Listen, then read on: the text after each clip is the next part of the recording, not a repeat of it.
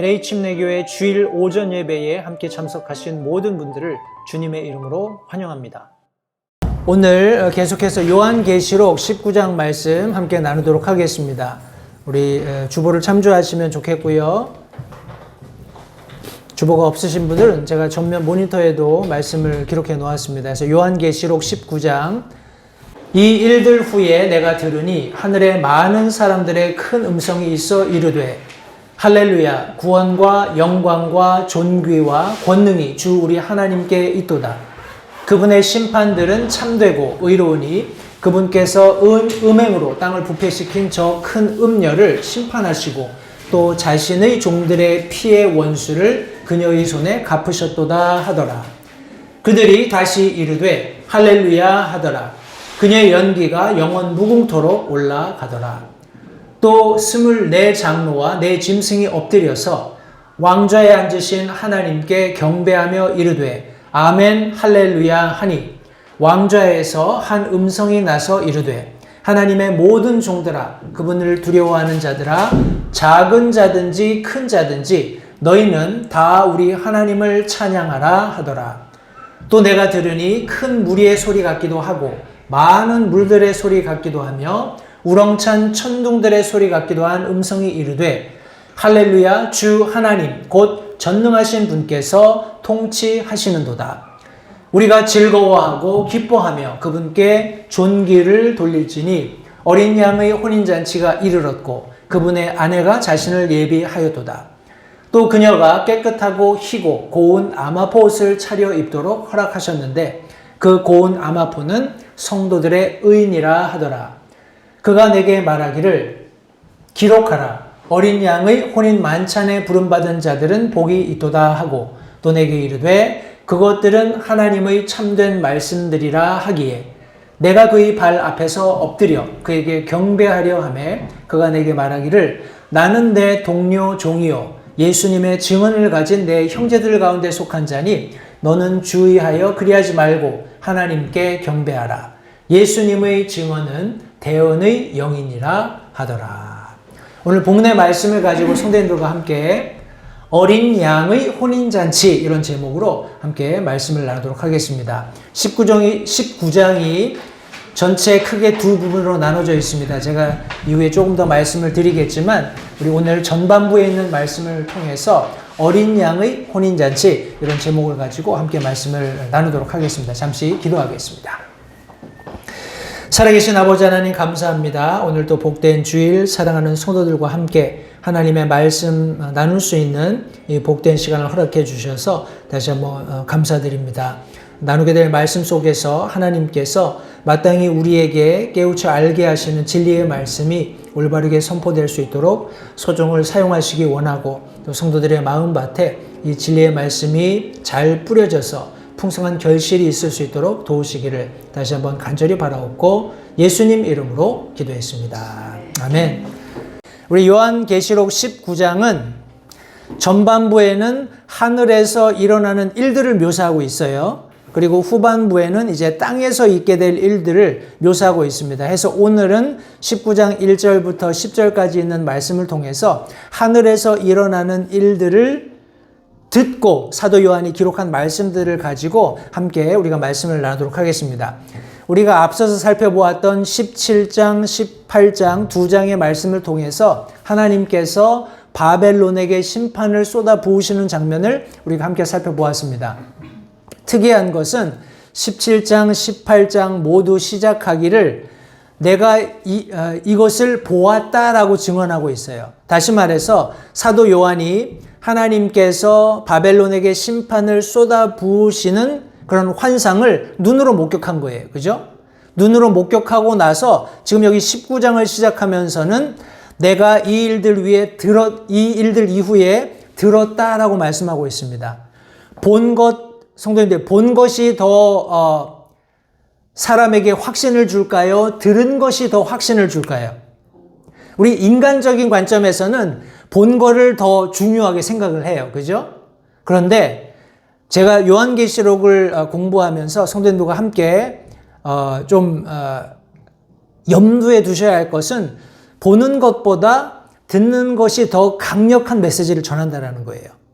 이것은 이미 예수님께서 말씀하셨어요. 그죠? 자신을 부인했던 도마에게 네가 나를 보았기 때문에 믿느냐, 보지 않고 믿는 것이 자들이 더 복되다 말씀하셨잖아요. 그죠? 그러니까 인간적인 관점에서는 보는 것이 중점적이고 거기에 포커스가 맞춰져 있지만 하나님이 기대하시는 것은 우리 믿는 그리스도인들이 보는 것에 의존하는 것이 아니라 듣는 말씀에 의존하기를 기대하신다는 거예요. 우리 잘 알고 있는 로마서 10장 17절 말씀. 그런즉 이와 같이 믿음은 들음에서 나며 들음은 하나님의 말씀으로 말미암는다. 하나님의 말씀에 의한다라는 말씀처럼 성도님들, 우리 믿는 그리스도인들은 보는 것에 의존하는 사람들이 아니라 성경이 무엇라고 말씀하시는가, 그 말씀을 듣는 데 있다라는 것 다시 한번 기억하시고, 우리가 특별히 오늘 요한계시록 19장의 우리 전반부 1절부터 10절까지 있는 말씀을 가지고 어린 양의 혼인잔치, 이런 제목을 함께 말씀을 나눌 텐데, 첫 번째 성도님들과 나누기 원하는 것은 하늘에서 울려 퍼지는 찬양이었습니다. 우리 말씀해 보시면 우리 1절부터 5절까지 내용이 있는데, 먼저 고백이 들려집니다. 우리 1절 말씀해 보시면 이 일들 뒤에 내가 들으니 하늘에 많은 사람들의 큰 음성이 있어 이르되 할렐루야, 구원과 영광과 존귀와 권능이 주 우리 하나님께 있도다 하는 아름다운 고백의 찬양이 울려 퍼지는 것을 사도 요한이 들었고 그것을 성경에 기록해서 우리에게 지금 증언하고 있습니다. 우리 할렐루야라는 단어는 구약에서 특별히 시편에 많이 등장을 합니다. 시편에 많이 할렐루야라는 단어가 나오는데, 우리 이 성경 원어를 우리 영어에서 킹제임스 성경에서는 다 Praise ye the Lord, 하나님을 주를 찬양하라 이렇게 바꿔놨어요. 이제 히브리인의 관점에서 할렐루야, 하나님의 이름이 나오는 단어는 이제 가급적이면 이렇게 발음하지 않으려고 유대인들이 많이 노력을 했습니다. 해서 할렐루야, 할렐루, 찬양하라는 거예요. 야는 야훼입니다. 하나님을 찬양하라는 거예요. 그러니까 영어로 얘기하면은 Praise ye the Lord 맞습니다. 그죠? 하나님을 찬양하라는 단어가 돼요. 그런데 성도님들, 특이하게 우리 신약 성경에 할렐루야라는 단어가 4번 나옵니다. 4번 나오는데 4번 다 요한계시록에 나와요. 근데 요한계시록에 4번 나오는데 다 19장에 나옵니다. 19장 우리가 지금 살펴보고 있는 1절 그리고 이후에 살펴볼 3절, 4절, 6절 말씀을 통해서 이 할렐루야라는 단어가 계속적으로 사용되고 있어요. 하나님을 찬양하라는 이 아름다운 히브리적인 표현이 성도님들, 여기 지금 성경의 맨 마지막 장 신약 중에서도 미래를 언급하고 있는 요한계시록에 기록되었다라는 거예요. 다시 말해서 우리 믿는 그리스도인들에게 할렐루야라는 단어는 성도님들 낯선 단어가 되어서는 안 됩니다. 그죠? 하나님을 찬양하라. 이 단어는 영원히 울려 퍼져야 할 우리 찬양의 제목이고 찬양의 노래입니다. 근데 여기 말씀해 보면 할렐루야, 구원과 영광과 존귀와 권능이 우리 주 하나님께 있도다 하면서 찬양하고 있는 거예요. 하나님을 찬양할 때 성도님들, 막연하게 지금 여기 성경이 하나님 찬양하라라고 얘기하고 있는 게 아니에요.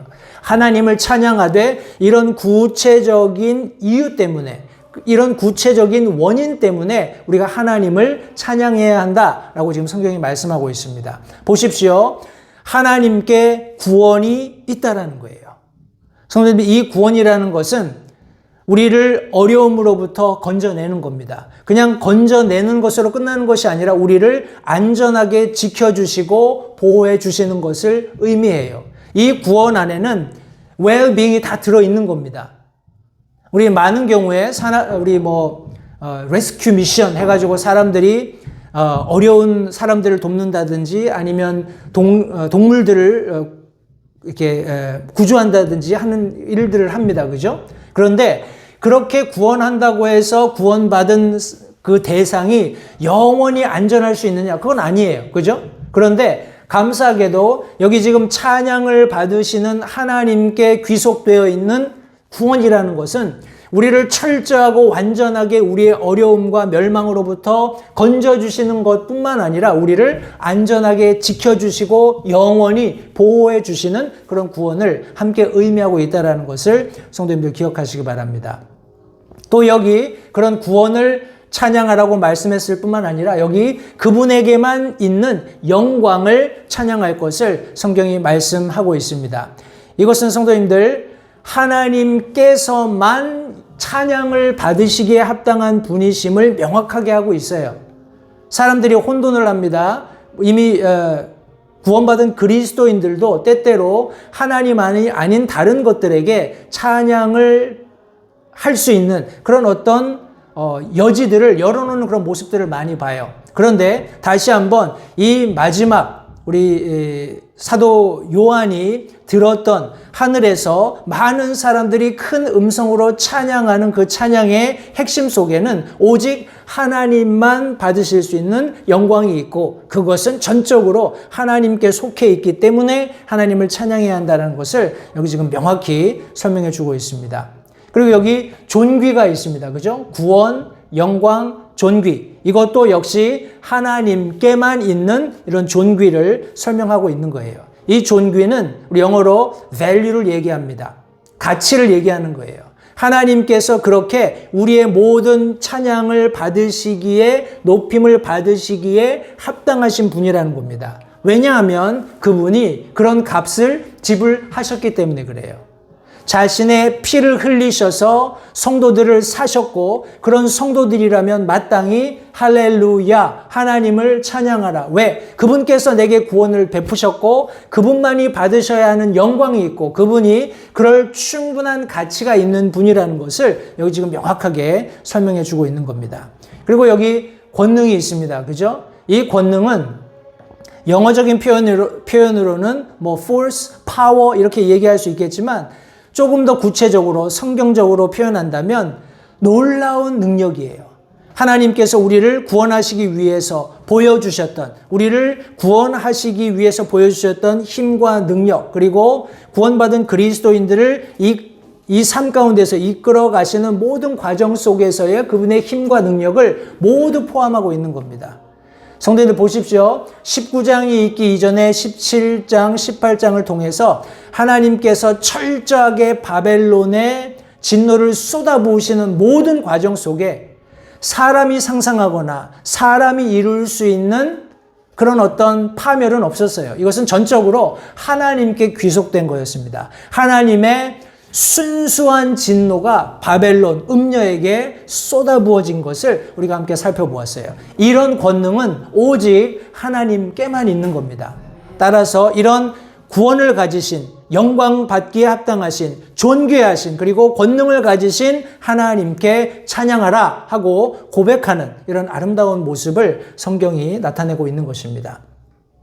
또 다른 고백이 있습니다. 우리 2절 말씀해 보시면 그분의 심판들은 참되고 의로우니 이미 우리 함께 살펴보았던 17장, 18장 두 장 말씀을 통해서 음녀였던 바벨론에게 하나님께서 진노를 쏟아부으셨어요. 그 심판을 말씀하고 있는 겁니다.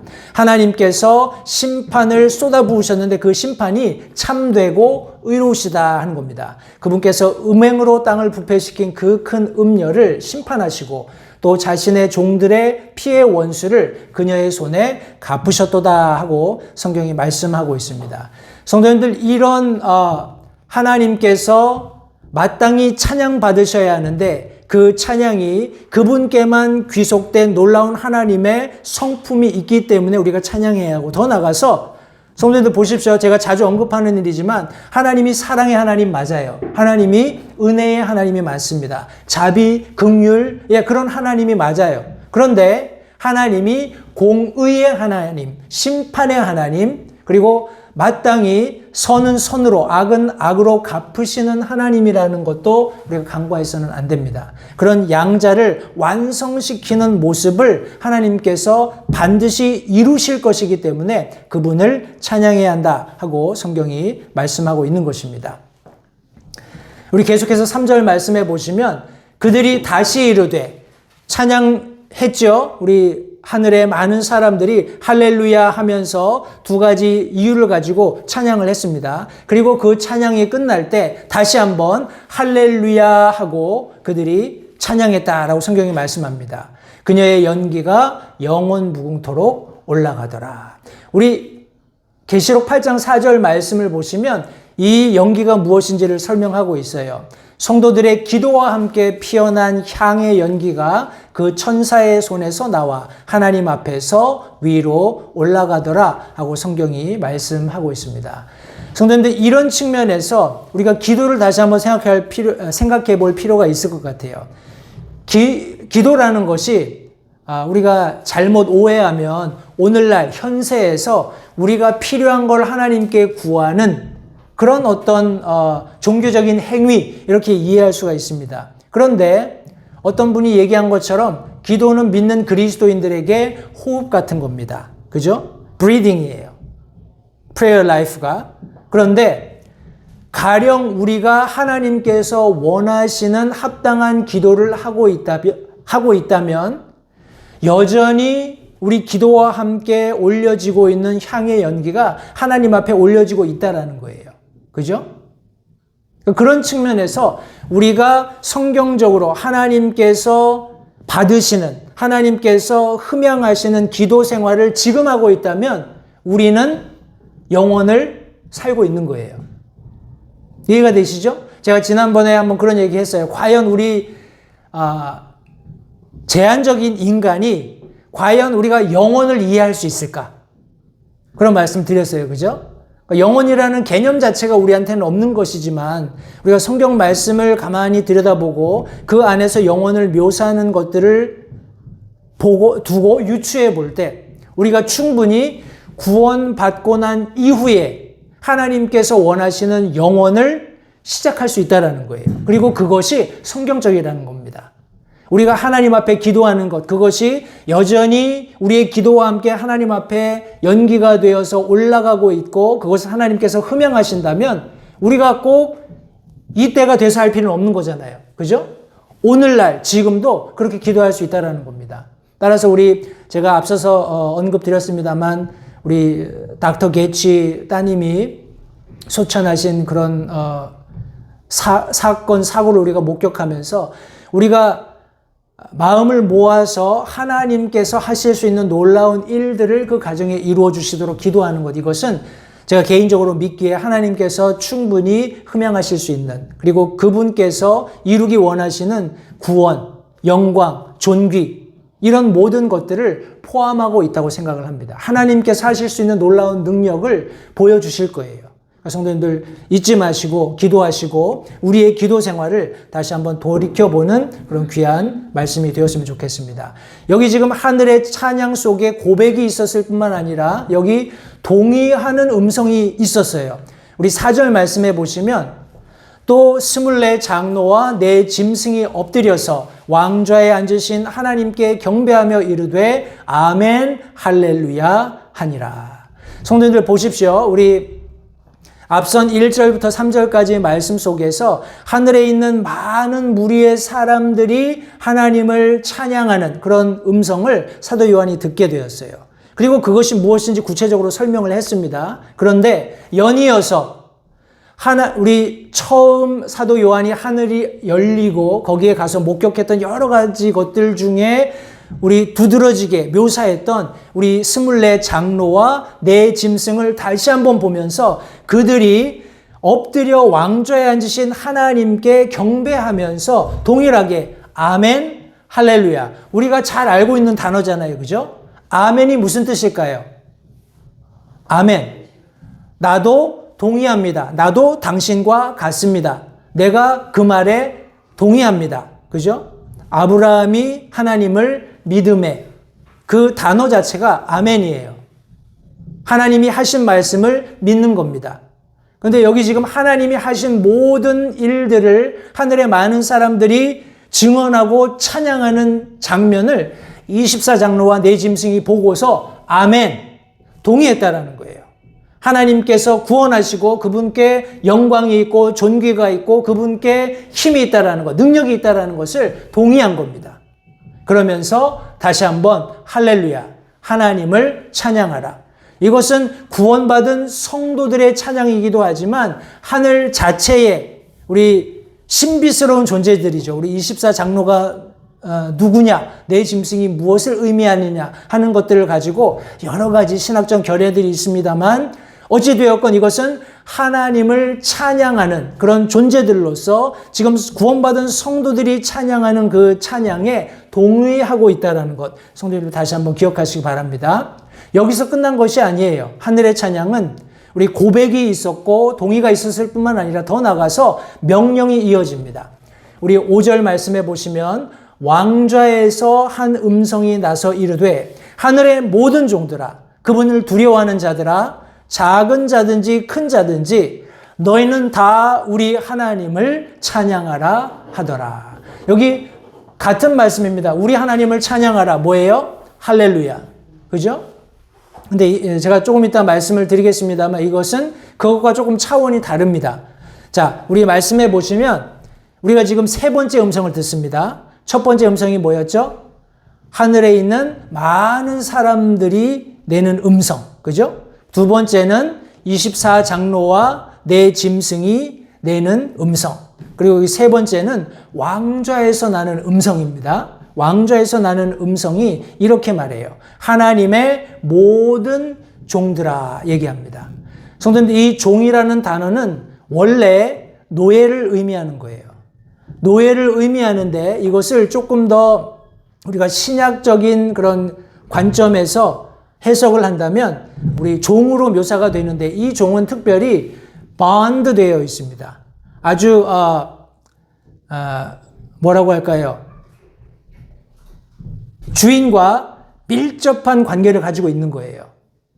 마치 뭐라고 얘기할까요? 주인과 뗄래야 뗄 수 없는, 주인이 원하는 것을 신속하게 성취하는 그런 종으로서 우리 성경이 묘사를 하고 있다라는 겁니다. 따라서 하나님, 여기 지금 왕좌에서 나는 음성으로서 하나님의 모든 종들아 라고 했을 때 성도님들, 내가 거기에 포함되기 위해서 우리가 어떤 그리스도인의 삶을 살아야 하는지를 다시 한번 생각해 보시기 바라요. 나는 정말 우리 주 예수 그리스도와 함께 십자가에 못 박혔고 그분과 함께 다시 살아날 그런 분명한 소망을 가지고 이 땅을 살고 있는가? 내가 주님의 종과 같은, 주님의 마치 노예와 같은, 우리 노예라고 하면 약간 부정적인 표현이 있잖아요. 그죠? 그런데 그런 부정적인 표현이 아니라 정말 적극적으로 내가 그분의 종으로서 마치 그분의 핏값을 주고 산 그런 노예처럼 그분의 일을 위해서, 그분만을 위해서 살아가고 있는지 그런 삶의 자세를 다시 한번 되돌아보아야 한다는 겁니다. 때문에 여기 왕좌에서 난 한 음성은 하나님의 모든 종들을 부르고 계셨다라는 것. 그리고 더 나아가서 그분을 두려워하는 모든 자들아 라고 성경이 말씀하고 있어요. 여기 두려워한다라는 것은 저는 성경 표현 중에 과거에 우리가 익숙한 그런 경외라는 표현이 조금 더 합당하지 않을까 생각을 해요. 여기 그분을 경외하는, 내가 의지적으로 그분의 어떤 권위에 순복해서 그분을 두려워하는 겁니다. 나 자신을 그분 앞에 마치 우리 앞서 살펴보았던 것처럼 노예나 종처럼 그렇게 두는 모습을 여기 지금 성경이 말씀하고 있는 겁니다. 경외 받으시기에 합당한 분에게 그런 합당한 경외 혹은 두려움을 갖는 것은 너무나 당연합니다. 오늘날 그렇지 않기 때문에 굉장히 이런 말씀이 강압적으로 들릴 수 있어요. 왜냐하면 저희 어렸을 때는 이렇게 앉아서 놀다가도 어른이 들어오면 뭐 그냥 조건반사적이죠. 벌떡 일어나서 인사하고 뭐 어른이 그래 놀아라 이렇게 하면 이제 앉아서 놀고 이렇게 했었는데 요새는 그런 거 없잖아요. 그죠? 도리어 어른들이 아이들 눈치 보는 그런 세상이 되었습니다. 그러나 여기 지금 성경이 분명히 말씀하고 있는 질서, 원리에 의하면 하나님께서는 하나님을 철저하게 섬기는 종이 된 그런 사람들을 부르시면서 그분을 두려워하는 자들도 부르고 계신다라는 거예요. 성도님들, 우리의 삶은 주님의 종으로서 그분을 경외함으로 우리 섬기는 그런 그리스도인의 삶이 되어야 합니다. 그리고 더 나아가서 작은 자든지 큰 자든지 설명하고 있습니다. 성도님들, 성경에 우리 자주 등장하는 예수님께서 그런 예를 많이 들어서 설명하셨어요. 우리 작은 자들이 나중에 크게 될 수 있고, 먼저 된 자가 나중 될 수도 있고, 나중 된 자가 먼저 될 수도 있고, 그런 차원에서 어떤 의미에서 우리 믿는 그리스도인들이 더 많은 일을 한다, 혹은 많은 일을 하지 못한다, 그런 것은 지금 중요한 것이 아니라는 거예요. 우리가 앞서서 살펴보았던 두 가지, 하나님의 종으로서 그분을 경외함을 가지고 우리가 할 수 있는 일을 최선을 다해서 한다면 사람들이 평가할 때 앞서건 뒤서건 아니면 많은 것을 하건 적은 것을 하건 그것은 중요하지 않다라는 것입니다. 그러나 중요한 것은 우리가 이런 명령이 있을 때 그 명령을 따르고 순종하는 겁니다. 시편 말씀에 보시면 115편 13절 말씀에 작은 자든지 큰 자든지 주를 두려워하는 자들에게는 그분께서 복을 주시느니라 하고 성경이 말씀하고 있어요. 성도님들, 하나님께서 주시는 복은 여기 시편이 말씀하고 있는 의미를 1차적으로 우리가 든다면 이 세상에서 복을 받는 겁니다. 그런데 조금 더 우리가 궁극적인 복을 이야기한다면 우리가 앞서 살펴본 요한계시록 19장 말씀처럼 우리가 하늘의 그 음성을 내는 많은 사람들 속에 포함될 수 있다는 거예요. 거기서 하나님을 찬양하는 겁니다. 할렐루야. 그분께서 이루신 모든 일들로 인해서 하나님을 찬양하게 되는 그런 자리에 있게 될 거라는 거예요. 성도님들, 내가 어떤 일을 하느냐, 내가 큰 일을 하느냐, 적은 일을 하느냐, 그것은 지금 중요한 게 아닙니다. 하나님의 명령이 울려 퍼졌을 때 그 명령을 듣는 거예요. 그것이 우리에게 가장 중요한 우선순위가 되어야 한다는 것을 잊지 마시기 바랍니다. 그러면서 맨 마지막에 보시면 우리 하나님을 찬양하라 하고 말씀하고 있어요. 그런데 여기 우리라는 단어는 성경 원어에 I, me, 그러니까 나의 복수형이에요. 그러니까 나, 너, 우리가 아니라 나의 그 복수형이라는 거예요. 그러니까 우리 하나님이라고 하면은 지금 여기 보좌에서 나고 있는 이 음성이 의미하는 그 하나님은 삼위 하나님 중에 한 분이라는 거예요. 우리 하나님을 찬양하라는 거예요. 이해가 되시죠? 그런 의미에서 할렐루야와 조금 의미적인 차이가 있다는 거예요. 우리 믿는 그리스도인들은 마땅히 하나님을 찬양해야 합니다. 그런데 여기 지금 왕좌에서 나는 이 음성은 우리 중에 한 하나님 혹은 우리 하나님을 찬양하라는 거예요. 그래서 삼위일체의 하나님이 스스로 찬양을 받으시는 그런 모습을 여기 지금 성경이 묘사하고 있는 겁니다. 자, 우리가 하늘에 찬양이 있었다면 우리 두 번째는 하늘의 잔치입니다. 이제 6절부터 9절까지 있는 내용의 말씀을 함께 찬찬히 살펴볼 텐데 계속해서 말씀해 보시면 잔치가 어떤 권위로 배설되는지가 묘사되어 있어요. 우리 6절 말씀해 보시니까 또 내가 들으니 큰 무리의 소리 같기도 하고 많은 물들의 소리 같기도 하며 우렁찬 천둥들의 소리 같기도 한 음성이 이르되 할렐루야 우리 주 하나님 곧 전능하신 분께서 통치하시는도다 하고 성경이 말씀하고 있습니다. 자, 이 음성 익숙하지 않으세요? 우리 요한계시록 우리 4장 시작하는 그런 과정에서 우리가 큰 무리의 소리 같기도 하고 많은 물들의 소리 같기도 하고 우렁찬 천둥들의 소리 같기도 한 음성을 가지신 어떤 분의 소리를 들었어요. 그죠? 마치 하늘에서 나는 하나님의 음성을 여기 묘사하고 있는 것 같습니다. 앞서 살펴보았던 보좌에서 나는 음성. 성도님들, 지금 하나님께서 여러 가지 우리 영어 표현으로 우리 사이먼타니어스하게 여기저기서 소리를 내시면서 성도들과 함께 그분의 왕좌 주위에서 이런 소리를 내고 계신 것을 한번 상상해 보시기 바라요. 사도 요한이 듣고 이것을 순차적으로 기록했지만 이 많은 부분이 하나님께서 자신과 자신의 보좌와 그리고 그 주위에 둘러선 많은 성도들과 함께 주고받는 그런 어떤 아름다운 찬양의 소리로 저는 들리고 있습니다. 여기 지금 잔치의 권위를 설명하면서 할렐루야, 주 하나님 곧 전능하신 분께서 통치하신다 하고 성경이 말씀하고 있습니다. 여기 이 전능하신 분이라는 것은 모든 것을 통치하시는 분이에요. 성도님들 보십시오. 우리 이 세상에서 우리가 얘기할 때 이 사람이 굉장히 실력자다 혹은 인플루언서다, 영향력이 있는 사람이다 이렇게 얘기할 때 그 사람이 미치는 영향이라는 것은 제한적일 수밖에 없습니다. 우리 흔히 100만 팔로워다 어쩌고 저쩌고 이렇게 얘기할 때 우리 모든 사람들이 다 따르는 건 아니잖아요. 그죠? 기본적으로 인터넷이 없으면 팔로워가 될 수 없잖아요. 그런데 여기 지금 찬양의 대상으로 이 잔치를 배설하는 권위자로 설명되고 있는 이 하나님은 전능하신 분이라는 거예요. 이분의 통치하에 놓이지 않는 사람은 아무도 없다라는 겁니다. 모든 사람들이, 모든 나라가 이분의 통치 아래 있게 될 것을 성경이 말씀하고 있어요. 이 통치라는 것은 성도님들 왕으로서 군림하시는 거예요. 왕으로서 왕정을 펴시는 겁니다.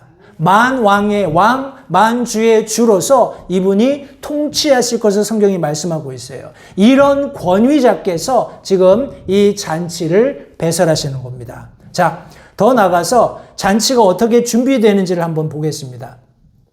우리 7절, 8절, 2절 말씀해 보시면 우리가 즐거워하고 기뻐하며 그분께 존귀를 돌릴지니 어린 양의 혼인잔치가 이르렀고 그분의 아내가 자신을 예비하였도다. 또 그녀가 깨끗하고 희고 고운 아마포 옷을 차려 입도록 허락하셨는데 그 고운 아마포는 성도들의 의인이라 하더라. 성경이 말씀하고 있습니다. 이 말씀에 보시면 이 하나님의 놀라우신 권위로 배설되는 어린 양의 혼인잔치를 설명하고 있어요. 근데 여기 보니까 우리가 즐거워하고 기뻐하며 그분께 존귀를 돌릴지니 했습니다. 여기 우리가 누굴까요? 성도님들, 믿는 그리스도인을 포함하고 있는 거예요. 그러면서 즐거워하고 기뻐하며 하나님께 영광을 돌리라 말하고 있습니다. 영어로 우리 glad, rejoice 이렇게 되어 있는데 성경 원어의 glad, rejoice를 우리가 살펴보면 이 glad라는 단어, 즐거워한다라는 말은 조금 더 능동적입니다. 다시 말해서 내가 스스로 기뻐하는 거예요. 내가 스스로 감격하는 겁니다. 그런 모습을 우리 glad 혹은 즐거워한다 이렇게 표현을 하고 있어요. 그런데 rejoice라는 단어는 조금 더 역동적입니다. 다시 말해서 우리 성경 원어에서 표현된 이 단어는 기쁨 때문에 막 펄쩍펄쩍 뛰는 거예요. 너무 좋아서 막 펄쩍펄쩍 뛰는 그런 모습을 담고 있습니다. 그러니까 안에서부터 기쁨을 내 스스로 우리 시편에서 찬양하라 내 혼아 했을 때 내가 어떤 컨디션에 있는지는 중요하지 않아요. 그죠? 그런 기쁨의 대상이 되는 분이 너무나 분명하고 그분의 존재가 선명하기 때문에 내가 낙담할 수 없다는 겁니다. 때문에 내 안에서 격려하는 거예요. 즐거워하도록, 기뻐하도록 격려하는 겁니다. 그러면서 실제적으로 몸 밖에서 그것을 표현하는 거예요. 펄쩍펄쩍 뛰면서 기뻐하는 거예요. 그런 모습을 가지고 우리 하나님께 존귀를 돌리라 라고 말씀하고 있는 겁니다. 근데 여기 보니까 어린 양의 혼인잔치가 이르렀다라고 말씀하고 있어요. 성도님들, 이런 이유 때문에 우리가 즐거워하고 기뻐하고 그분께 존귀를 돌려야 하는 거예요. 어린 양의 혼인잔치 많이 들어보셨죠? 우리 믿는 그리스도인들은 예수님께서 공중 강림하실 때 우리 공중으로 채어 올라가서 7년 동안 어린 양의 혼인잔치와 겸하여서 예수 그리스도의 심판석 앞에 서게 될 겁니다. 제가 나중에 유대인들의 결혼 그런 풍습을 제가 좀 설명을 드릴 거예요. 그러면 이 말씀이 이해가 되실 겁니다. 여기 지금 어린 양의 혼인 잔치가 이르렀고 우리가 이후에 볼 어린 양의 혼인 만찬이 또 있잖아요. 그죠? 과연 이게 도대체 뭔지 제가 나중에 설명을 유대인의 결혼 풍습을 그냥 제가 한번 쭉 읽어 드릴게요. 그러면 구체적으로 설명하지 않아도 이게 무슨 말씀인지 이해가 아마 되실 거예요. 이런 이유, 어린 양의 혼인잔치가 이르렀고 그리고 그분의 아내가 자신을 예비했기 때문에 즐거워하고 기뻐하면서 그분께 종기를 돌리라 하고 성경이 말씀하고 있는 것입니다. 그런데 여기 재미있는 것이 뭐냐면 이 신부, 우리 주님의 신부가 되는 아내가 깨끗하고 희고 고운 아마포옷을 차려입도록 허락하셨다 말씀하고 있어요. 성도님들, 우리 믿는 그리스도인들이 의롭게 된 것, 우리의 의로 됐나요? 우리의 수고, 우리의 노력으로 됐나요? 그렇지 않죠? 이것은 하나님께서 우리에게 허락해 주신 의입니다. 하나님께서 우리에게 허락해 주셔야만 우리가 의롭게 될 수 있다는 거예요. 그러면서 더 나가서 고운 아마포는 성도들의 의다라고 말씀하고 있습니다.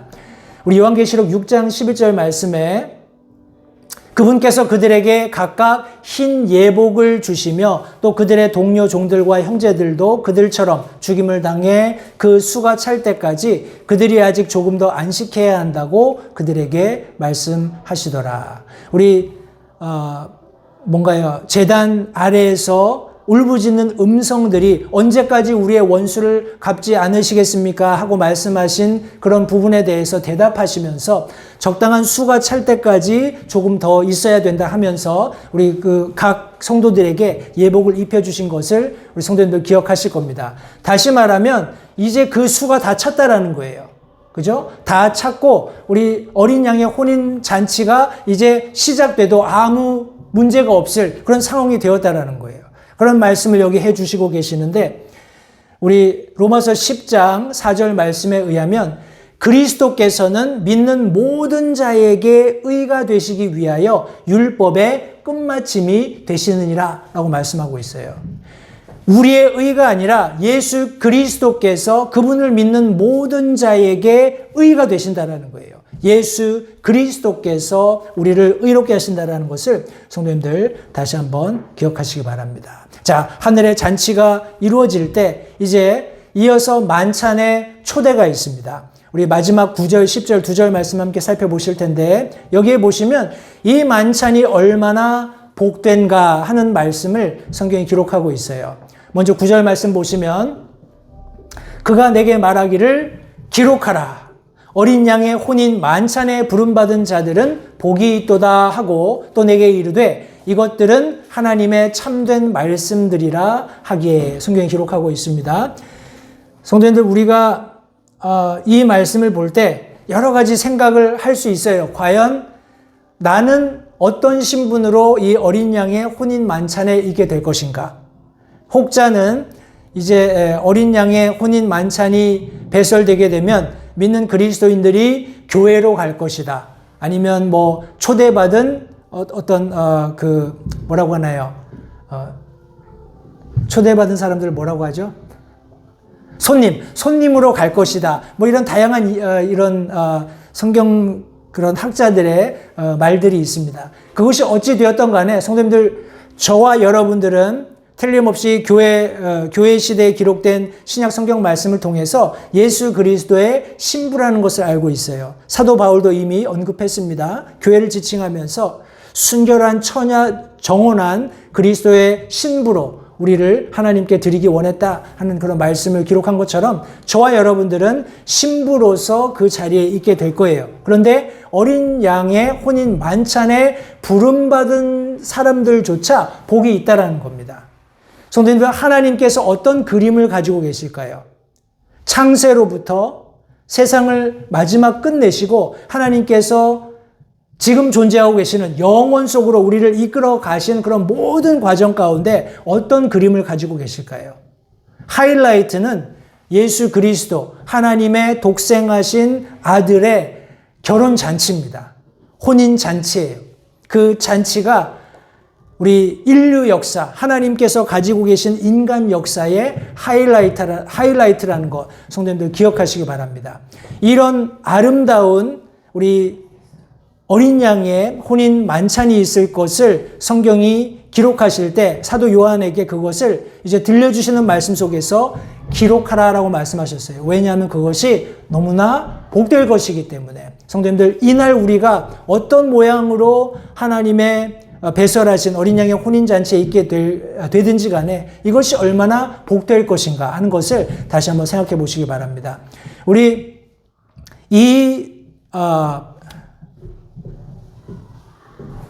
만찬에 초대하는 방법이 있어요. 수단이 있습니다. 그것이 뭔지 우리 10절의 마지막으로 기록되어 있는데 우리가 이 말씀을 함께 나누고 마칠 텐데 우리 말씀을 좀 한번 잘 보십시오. 내가 그의 발 앞에 엎드려 그에게 경배하려 하며 그가 내게 말하기를 나는 내 동료 종이요 예수님의 증언을 가진 내 형제들 중에 속한 자니 너는 주의하여 그리하지 말고 하나님께 경배하라. 예수님의 증언은 대언의 영이니라 하더라. 여기 지금 천사가 이 소식을 전해 주었는데 그 전해주는 음성이 너무나 장엄하고 마치 주님과 방불한 그런 음성이었기 때문에 명령을 받았잖아요. 기록하라. 이 소식은 복되다 하는 이런 말씀을 들었을 때 그 발 앞에 엎드려서 경배하려고 했다라는 거예요. 그런데 그 천사가 말하기를 나는 내 동료 종이다. 내게 경배하지 말고 하나님께 경배하라. 이렇게 말했다는 그런 내용을 여기 지금 성경에 기록하고 있습니다. 근데 여기 내용에 보시면 예수님의 증언을 가진 너희 형제들 중에 속해 있다라고 말하고 있어요. 이게 무슨 의미일까요?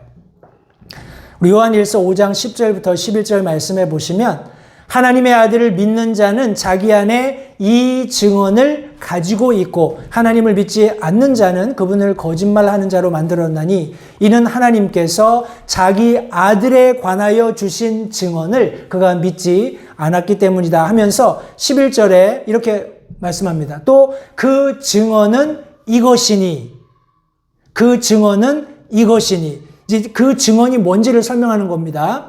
곧 하나님께서 우리에게 영원한 생명을 주신 것과 이 생명이 그분의 아들의 안에 있다는 것이다. 다시요. 그 증언이 뭐냐면 하나님께서 우리에게 영원한 생명을 주신 것과 이 영원한 생명이 그분의 아들 예수 그리스도 안에 있다는 것이다. 12절 말씀에서는 이런 근거로 하나님의 아들이 있는 자에게는 생명이 있고 하나님의 아들이 없는 자에게는 생명이 없다. 너무나 당연하죠. 그죠? 이것이 지금 성경이 말씀하고 있는 특별히 요한계시록에서 예배를 거부했던 천사가 자신을 동료 종으로 사도 요한에게 제시하면서 나도 너희와 같이 예수 그리스도에 대한 증언을 가지고 있는 자에 속했다라고 말하는 의미입니다. 우리 마지막 7 대접 심판을 할 때 하늘 한가운데를 나르면서 복음을 선포했던 천사 기억하시죠? 그 복음을 전했던 천사도 이런 천사들 중에 하나입니다. 그죠? 명확하게 예수 그리스도를 믿는 믿음을 가지고 있을 때 구원받게 된다. 영원한 생명을 얻게 된다 하는 이런 증언을 가지고 있는 그런 대상들을 여기 지금 설명하고 있는 겁니다. 요한계시록 1장 2절 말씀 그가 하나님의 말씀과 예수 그리스도의 증언과 자기가 본 모든 것을 증언하였느니라. 여기 누굽니까? 그가. 사도 요한이죠. 사도 요한이 하나님의 말씀 그리고 예수 그리스도의 증언 그리고 자기가 본 모든 것을 증언했다라는 거예요. 여기 우리가 나중에 살펴보게 될 예수님의 증언은 대언의 영이다 하는 그 말씀에서의 증언은 성도님들 우리 세 가지를 의미합니다. 법률적인 그런 관점에서 기록되어 있는 증거예요. 그리고 그 사건을 목격한 증인이 직접 출두해서 증언하는 겁니다. 그리고 제3자적인 그런 증거도 포함이 됩니다.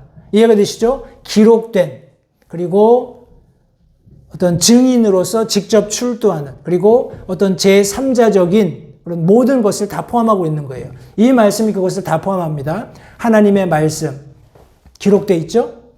예수 그리스도의 증언, 바로 그분이시죠.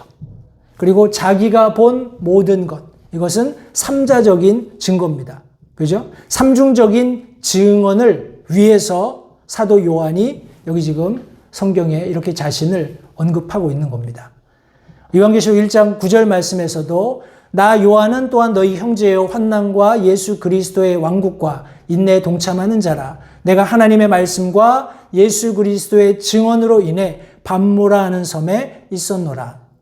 성도님들, 이 예수 그리스도의 증언을 가지고 있는 사람들은 때때로 어려움을 겪을 수 있어요.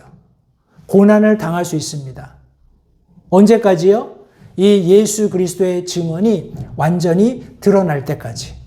우리 계속되는 11장 7절 말씀해 보시면 그들이 여기 지금 두 증인을 의미합니다. 자기들의 증언을 마칠 때 바닥 없는 구덩이로부터 올라오는 짐승이 그들을 대적하며 전쟁을 일으켜 그들을 이기고 그들을 죽이리니, 심지어 이 자신이 가지고 있는 증언 때문에 죽임을 당한다라는 거예요. 그런데 이렇게 끝나지 않죠. 하나님께서 다시 그를 일으켜 세우시고 하늘로 불러가시는 장면도 성경에 기록되어 있습니다. 12장 1절 말씀에서도 그들이 어린 양의 피와 자기들의 증언의 말로 그를 이기었으며 그들은 죽기까지 자기 생명을 사랑하지 아니하였도다. 성도님들, 우리 믿는 그리스도인들, 예수 그리스도의 증언을 가지고 있는 사람들은 우리에게 하나님께서 기대하시는 세상에 전달해야 할 말이 있다는 거예요. 그것을 우리는 쉽게 복음이라고 얘기합니다. 그죠?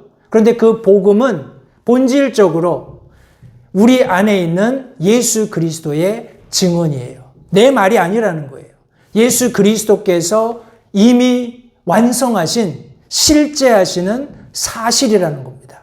그것을 우리에게 주셨고 우리는 그것을 말로 이 세상에 전달하는 것뿐이에요. 그렇게 할 때 마귀 사탄을 이길 수 있다, 승리할 수 있다라고 성경이 말씀하고 있는 겁니다. 12장 17절 말씀에 용이 여자에게 진노하여 그녀의 시중에서 남은 자들 곧 하나님의 명령들을 지키고 예수 그리스도의 증언을 가진 자들과 전쟁을 하려고 나가니라. 사탄은 끊임없이 예수 그리스도의 증언을 가진 사람들과 전쟁해 왔습니다. 한편으로는 마귀 사탄이 이기는 것처럼 보였지만 결국에 그는 끝없는 무적행의 1000년 동안 결박이 되고 나중에 잠깐 나와서 자신의 마지막 그런 힘을 발휘하겠지만 결국에는 불호수에 던져지는 그런 존재가 될 겁니다. 하나님께서 예수 그리스도의 증언을 가진 모든 자들에게는 하나님께 귀속된 힘과 능력으로 보호해 주시면서 승리할 수 있도록 도우신다는 것을 성도님들 기억하시기 바라요. 오늘 읽었던 본문 말씀입니다. 예수님의 증언을 가진 내 형제들 중에 속해 있는 천사들도 있다라는 것 성도님들 기억하시고 우리 계시록 20장 4절 말씀해 보시면 또 내가 보니 왕좌들과 그것들 위에 앉은 자들이 있는데 그들에게 심판이 맡겨졌더라. 또 내가 보니 예수님의 증언과 하나님의 말씀으로 인하여 목베인 자들의 혼들이 있는데 그들은 짐승과 그의 형상에게 경배하지도 아니하고 자기들 이마 위에나 손 위에 짐승의 표를 받지도 아니한 자들이더라. 그들이 살아서 그리스도와 함께 1000년 동안 통치하되 말씀하고 있습니다. 그들이 누리게 될 놀라운 특권들을 지금 성경을 통해서 확인해 보실 수 있죠. 그들이 누굽니까? 예수님의 증언과 하나님의 말씀으로 인하여 목베인 자들의 혼이다 말씀하고 있어요. 7년 환란의 마지막 부분에 예수 그리스도를 개인의 구주로 영접하는 것, 다시 말해서 예수 그리스도의 증언을 소유하기 위해서 자신의 목숨을 내어던진 그런 성도들이 함께 1000년 동안 통치하게 될 것을 성경이 말씀하고 있습니다. 자, 제가 여기 예수님이 가나에서 혼인잔치 했던 그 장면을 그림으로 이렇게 묘사해 놓은 겁니다. 이게 게티 뮤지엄에 있는 그런 그림인데 누가 그렸는지 잘 모르겠어요. 근데 이 그림을 보시면서 성도님들 유대인의 풍습을 Jewish wedding traditional I'm gonna describe it in Korean so you guys carefully listen into it then you will get glimpse of the picture of Book of Revelation even. 그래서 제가 이제 이 그림을 성도님들이 보시는 동안에 유대인 결혼 풍습을 천천히 제가 설명을 드려볼게요. 우리 열 처녀의 비유라든지 아니면 우리 왕이 자기 아들의 결혼 잔치를 배설하고 사람들을 모으는 그런 어떤 예화라든지 이런 것들을 다 성도님들이 아는 그림들을 조각조각 모으셔가지고 이 유대인의 풍습을 쭉 따라가다 보면 이해가 되실 거예요. 제가 설명을 드려볼게요. 자, 먼저 유대인의 결혼 풍습은 정혼으로부터 시작이 됩니다. 인게이지먼트가 시작이 되는 거예요. 신랑이 신부 아버지에게 지참금, 즉 신부값을 지불합니다. 그러면 신랑의 집에서 7일 동안 잔치가 열려요. 신랑이 신부에게 포도주를 한 잔 따라주면서 청혼을 합니다. 그래서 신부가 그 잔을 받으면 혼인이 이제 성사가 되는 거예요. 그래서 신랑은 신부에게 데려올 것을 약속하고 함께 살 집을 마련하기 위해서 신랑의 집, 다시 말해서 아버지 집으로 이제 돌아갑니다. 신랑은 떠나기 전에 청혼에 대한 감사의 표시로 신부에게 선물을 줍니다. 신부는 그 선물을 보면서 신랑을 기억하며 신랑이 돌아오는 날을 기다리며 순결을 지킵니다. 신랑은 대략 1년 정도 지난 어떤 날 들러리들과 함께 신부의 집에 나타납니다. 신랑이 언제 올지 모르기 때문에 신부는 언제든지 신랑이 데리러 오면 즉시 떠날 만반의 준비를 갖추고 신랑을 기다립니다. 여기까지가 정혼의 단계예요. 그리고 나서 이제 결혼을 합니다. 이제 웨딩이 시작되는 거예요. 혼인 준비가 다 끝나면 어느 날 밤에 신랑 아버지는 신부를 데려오기 위해서 신랑을 보냅니다. 여기 지금 혼인 준비라는 것은 신부와 신랑이 함께 살 집을 마련하는 거예요. 그것이 다 마련이 되면 이제 아버지가 아들을 보내는 거예요. 그러니까 예수님 말씀이 맞죠? 나도 몰라. 아버지만 아셔. 한 의미가 그거예요. 아버지가 자, 이제 다 준비가 됐으니까 가라 하면은 데리러 오신다는 거예요. 한밤중에 신랑의 들러리들이 뿔나파를 불어대며 신랑이 신부를 데리러 왔음을 알린다. 호령과 천사장의 나팔 소리와 예수님께서 이제 신부를 데리러 오시는 겁니다. 유대인들의 결혼식은 저녁에 시작됩니다. 왜냐하면 유대인들의 하루가 저녁 6시에 시작이 되니까 신부와 함께 기다리고 있던 신부들의 들러리들은 기름으로 횃불을 밝히며 신랑을 맞이합니다. 열처녀의 비유 기억나시죠? 결혼하는 날 결혼 예식을 올릴 때까지 신랑 신부가 속죄를 받기 위해 금식합니다. 그리고 결혼식을 거행할 후파가 준비된 장소로 신랑과 신부, 신랑의 들러리들과 신부의 들러리들이 함께 갑니다. 우리 후파라는 것은 히브리어로 차양이에요. 이렇게 그늘막이 쳐져 있는. 결혼 예식에서 두 증인을 세운 채 예식을 진행하게 됩니다. 후파에 들어가기 전 신랑은 신부 얼굴에 베일을 덮어줍니다. 신랑은 신부 주위에 7바퀴를 돌고 식이 거행되면 신랑은 신부에게 흠없는 반지를 끼워줍니다. 신랑은 결혼 증서에 서명 낭독하고 신부에게 줍니다. 7일간 여기 혼인잔치가 있는데 신랑이 오른발로 유리컵을 깨뜨리며 하객들의 함성과 함께 축하연을 시작합니다. 신랑과 신부는 신방에서 7일간을 보냅니다. 7일 동안 신랑 친구들은 신방 앞을 지키고 있다가 신랑이 나와서 내 신부는 정결했다, 처녀가 맞다 라고 친구들에게 외치면 그 말을 받아서 신랑 친구들이 밖으로 나가서 하객들에게 신부는 정결했다, 처녀가 맞다 라고 큰 소리로 외칩니다. 하객들은 이 소리를 듣고 축하를 해주고 집으로 돌아갑니다. 이것이 유대인들이 지금도 지키고 있는 결혼 풍습입니다. 성도님들 이 말씀을 들으시면서 뭔가 막 그림들이 막 맞춰지는 걸 느끼지 않으세요? 저는 굉장히 막 가슴 뭉클한 그런 감격이 있었습니다. 나중에 다시 한번 성도님 제가 이 마지막 유대인들의 결혼 풍습을 읽어드렸던 부분들을 나중에 집에서 다시 한번 찬찬히 들어보십시오. 그러면서 이 어린 양의 혼인잔치가 얼마나 감격스러울 것인가. 거기에서 울려 퍼지는 찬양, 그리고 하나님께서 이 만찬을 배설하시고 사람들을 초대하는 이 장면, 그리고 그 가운데 있게 될 정말 아름다운 리유니언이죠. 그죠?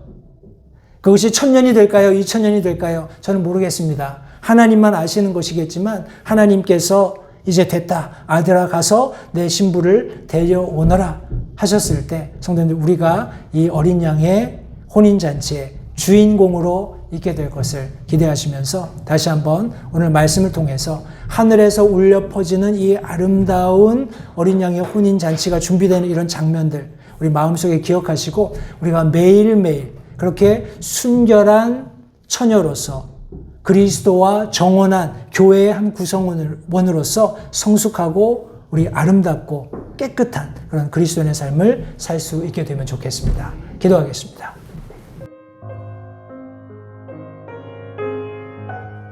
잠시 들으신 말씀에 따라 결단하는 시간을 가지시기 바랍니다. 하나님께서 무엇을 말씀하시든지 따르기로 결단하십시오. 하나님께서는 순종하는 자들을 존중하십니다. 아직 예수님을 개인의 구주로 영접하신 사실이 없으시다면 자신이 죄인됨을 인정하며 하나님께 나오는 자들을 하나님께서 받아주신다는 확실한 말씀에 근거하여 다음과 같이 기도하십시오. 하나님, 나는 죄인입니다. 나는 내 죄로 인해 죽을 수밖에 없음을 압니다. 그러나 예수님께서 내 죄를 위해 십자가에서 피 흘려 죽으시고 사흘 만에 다시 살아나셔서 내 죄값을 모두 지불하셨고 내게 새로운 생명을 약속하셨음을 믿습니다. 지금 이 순간 예수님을 내 마음에 모셔드립니다. 내 마음에 오셔서 나의 주와 그리스도가 되어주십시오. 예수님 이름으로 기도했습니다. 다음과 같이 기도하셨다면 여러분은 성경 말씀대로 구원을 받으셨습니다. 계속해서 주 안에서 함께 자라가는 복된 교제가 있기를 간절히 바랍니다.